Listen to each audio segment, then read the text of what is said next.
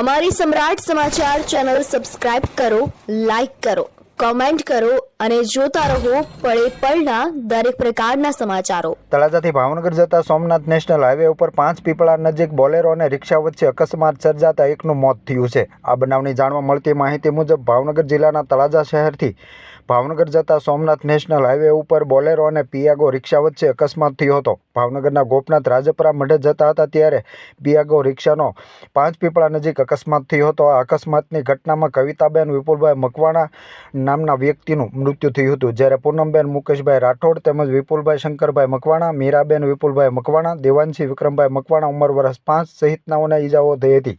ઈજાગ્રસ્તોને તળાજા સરકારી હોસ્પિટલ ખસેડવામાં આવ્યા હતા, જ્યારે કવિતાબેન વિપુલભાઈ મકવાણાનું મૃત્યુ થતાં પરિવારજનોમાં શોકનું મોજું ફરી વળ્યું હતું।